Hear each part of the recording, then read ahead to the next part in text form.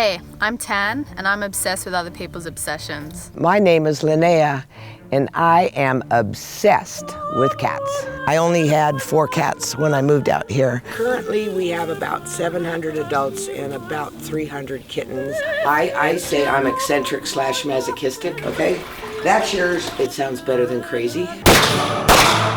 Oh yeah! Next, we're gonna go look for coyote skulls. All right. I don't know how people dismember human beings. That'd be so gross. Cat house on the key. House on the key.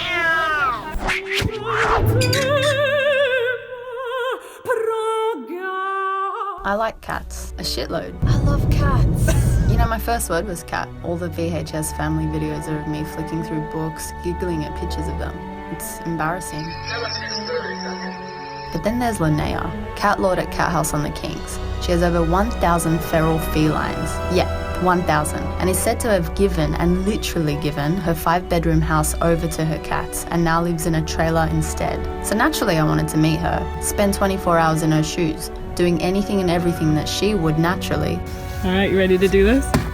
I'm ready. All right. Let's go. Just gonna call Beth, who is Linnea's assistant. Hello, this is Beth. Hi Beth, it's Tan from BuzzFeed here. We've just pulled into your car park. Okay, I will come get you right now. I've already seen 5 cats. Only 995 to go. I'm about to meet the ultimate cat lady. Do you know how that feels? I don't know. How do you feel? It's a privilege, it's an honor, and it's a little bit terrifying. We do lock up at 4 o'clock, so these gates lock. But she'll probably give you the code, so in case you want to go out and get dinner or anything. Hey guys. Chip, Toto. Hello. Nice to fit you. Yes, and you're from Australia. I am. Yeah. From Australia. Daphne. Sophia. When I first got there, I was instantly gobsmacked at how big her property was. She had peacocks, for fuck's sake. I could feel a little bit of apprehension from her at first, and you know, I get it. It's easy to take the piss. Cat ladies are the butt of so many generic gags, but it wasn't long before she started telling me a little more about what it takes to be obsessed with cats. And then she took me on a little tour of the grounds. I moved out of my 4,200 square foot 5-bedroom home and gave it to the cats, and I live in a trailer. I was normal for many years of my life.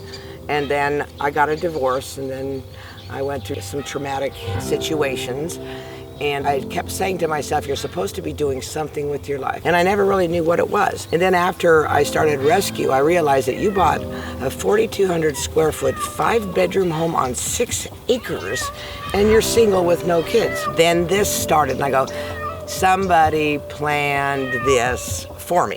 So I worked for 3 years at a vet. And how did you know when it was time to give your house over to the cats? They would jump from the top onto my solar plexus in the middle of the night, and then they would run across my face fighting, and I have scars, and then they threw up in my ear. Excellent. I was a little bit confused about some parts of the conversation. Oh, there's that. The black and white one is the one that was exiled. His name is Sultan, but I changed it to ISIS. His name is Afghanistan. We wonder about Middle Eastern men. She knows I'm Arab, right? But otherwise, most of it was cool. So she's invested her retirement in building separate ICUs and various sections throughout her property for the sick, old, young, and in-betweens. And in the winter, they have heaters, and in the summer, they have misters and ceiling fans and a water cooler. Basically, they live better than me. Yeah. We're getting into feral territory. These are the antisocials, the wilds, the don't touch me and I won't touch you. This is where I belong. I like the Blair Witch. Have you always loved cats? Yes, and my mom wouldn't let me have one. Look at me now. Fixed her, didn't I? I think I went a little overboard. So what are the numbers for you people wondering how the fuck she feeds 1,000 plus cats? So every week Linnea purchases 1,300 pounds of dry food, 1,000 cans of wet food, 600 pounds of litter, 60 rolls of paper towels, 9 gallons of laundry detergent, 6 gallons of dishwashing detergent, and 600 trash bags. Look at it. So what'd you think? So we're halfway through the 24 hours. It feels like we're in a post-apocalyptic world that has been overrun by cats. All humans have been defeated and we now have a cat lord. This is him. He's the boss. Is it a pillow? Is it a cat? It's both. I realized that night that putting a couple of 100 cats in one house is like if the Walking Dead and Kardashians made a love child. We grabbed some dinner and then fed them supper. Oh my god, I'm queen of the cats. It was a time. Is this real life? Yes, I'm your mother now. Totally. I don't know, something happened. Went to bed, suddenly it was 4 fucking a.m. There were so many cats at the door, so many paws coming through underneath, meowing. I'm ready? Yes. Just meowing and meowing, forever meowing. So in the morning, we'll have you mix the food, and while you're there, you're gonna have like 50 hungry cats just meowing and screaming, and you know. And then after that, we'll take the platters all the way down to the river and feed the kennels. And then we can probably do the medications and the feeding at the kittens. They even do poop walk, which is walk the property with a little thing like at Disneyland, you know, the rake and the... Done. So I made about 20 trays of food and gained some upper body strength. You haven't taken any culinary courses, have you? No.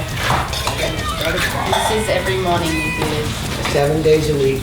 We're gonna wash the dishes from the breakfast. Then I cleaned a lot of shit. It's kind of like panning for gold. Look at that gold, my God. It's one of the ways that you prevent disease. Fucked up a bit. I poured the kitty litter in the wrong bucket. What? Oh, there's some poo there. Lovely. Well, I just had to rinse the feces off my mouth. So what now? The poop walk. I thought we did the poop walk. Oh, no, that's the litter box. I thought that I had shoveled shit already, but apparently not. Poop and scoop and Judy. You're gonna have to be a little quicker or you'll be here for a week. That's number one out of thousands. I feel excited when I find a poo. Like, yes, another poo. Next, we're gonna do the boxes. Yeah, the big box out front. These are our outdoor litter boxes. There are probably 20 or more. And then we had a couple of dramas. We just have somebody come in with a surgery. Someone just brought in a cat from the public that they want to get spayed or neutered, and we have to fill out the forms, do the intake, and then we take them to the vet and then bring them back. Then came the kittens, hundreds. All right, so where to from now? We're going to feed kittens. All right, mate, say goodbye to your balls. I tell them it'll make a good man out of it.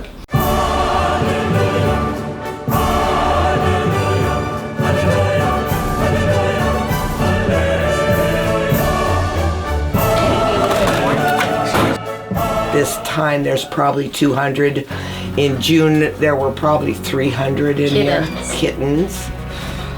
And then the other building next door would also have been full with another 100 that were sick. Check their bums, ears, eyes. Most of them were doing pretty well, and you know, some were having a rough time. Are you okay? Nobody wants to give them a chance. It is heartbreaking though.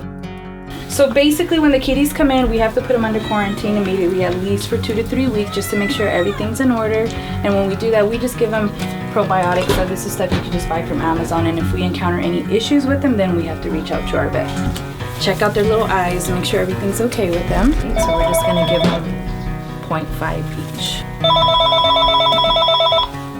I've got this color. Thank you.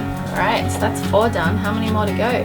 We have the whole room to do, plus work our way that way. Yeah. So it usually takes us all morning. This little runt here, when you hold him, your heart breaks, and you just want the best for him. I can understand how the obsession would grow from there, and how you would just want them all to have an equal chance at life. Are you obsessed? I think you kind of have to be, huh? Did you want coffee?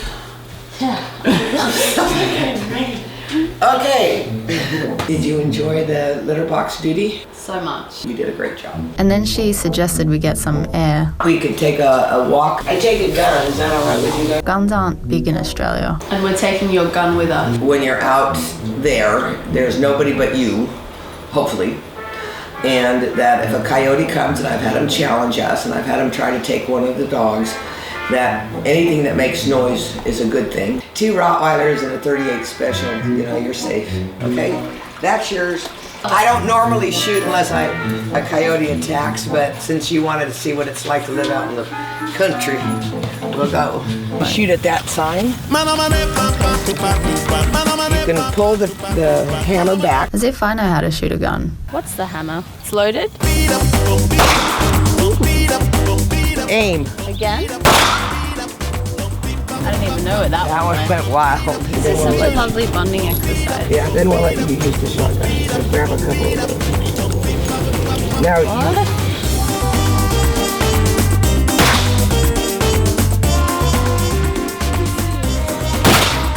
next we're gonna go look for coyote skulls. All right. What a morning. I haven't even had breakfast yet. Linnea was talking about how she found a dead coyote a month or so ago in a field and wanted the skull. So after our bonding sesh, we headed over and found it. I mean, this has absolutely nothing to do with cats and, you know, I'm vegetarian, but it was still a time, so why not include it in this video, yeah?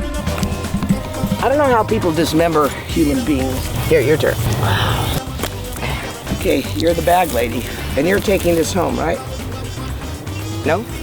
So we've been up for 6 hours, shoveled a lot of shit, fed hundreds of mouths, cut off a coyote's head, shot some guns.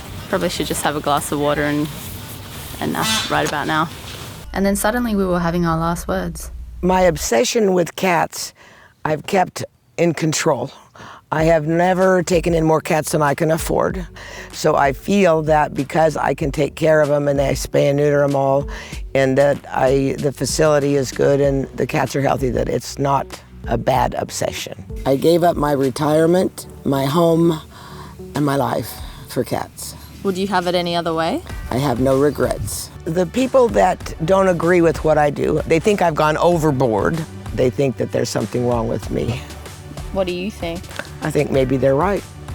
I am obsessed about it, but my obsession is to the point where this is the most important part of my life, and I don't mind. I mean, at the end of the day, this obsession has done a lot of good. We have rescued 30,000 plus cats and 8,000 plus dogs. The county hasn't taken in cats even to kill them for over 5 years. There's 200,000 on the streets. So we get them out. We're like the Costco, the wholesaler. They were newborns when they came and they were all covered in metal. I want to fix it and I can't fix it.